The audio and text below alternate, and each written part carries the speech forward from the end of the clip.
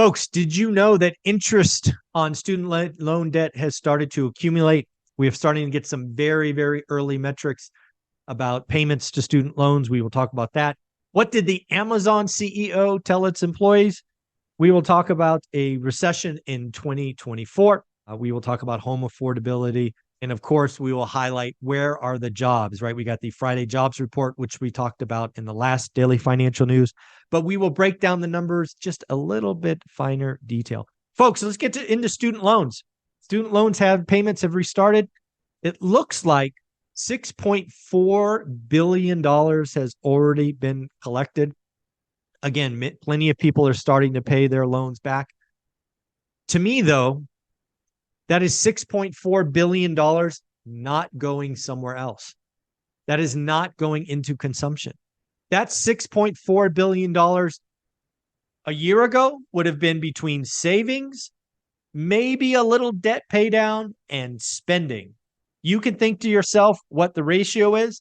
My guess, 80% of that was gone to spending, discretionary spending. So what does this mean? I think it's going to be very interesting. Are we going to see restaurants pull back? Are we going to see clothing pull back? Are we going to see electronics pull back? This $6.4 billion in cash has to come from somewhere. So I will be looking for that. We won't likely know any real impact for 90 days, but it is something that you should put on the back burner, because as student debt gets paid back, it's dollars not going somewhere else. What did the Amazon CEO tell his employees? Get your butt back to the office or your time here is short.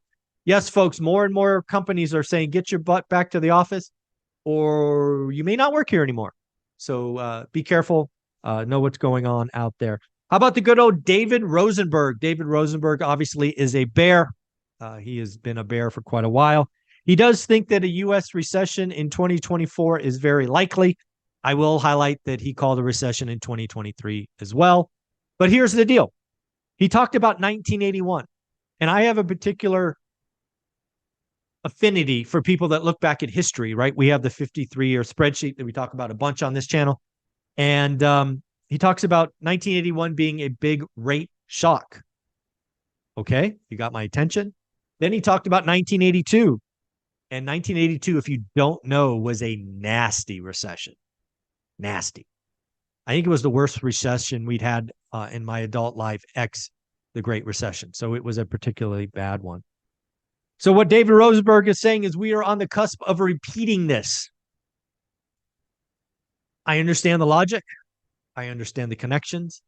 I don't know. I think there's a pretty good chance that this rolling recession is what we're in. For example, we saw housing get kicked in the teeth last year. Now we see builders. In fact, I got a builder stat for you. Did you know from 2000 to 2020, new construction averaged 11% of total sales? We've talked about that before. Do you know what new construction is today? In the last quarter, the numbers were reported. 31%. Now, what does that really mean? Well, first off, let's be clear. It means we're selling a lot less existing homes, right? So if you reduce the total, new homes stand out. But we are also selling a lot more new homes. Why is that important? New home sales, new construction, that's a lot of employment. So if we're going into a world where builders can buy down rates, they can manufacture cheaper payments, they could build smaller homes, and their competition is sitting on the sidelines, I think a rolling recession is feeling more and more likely, right? At least in my opinion. So again, it's interesting to think about. That's kind of where I'm at. Let me know. What do you think?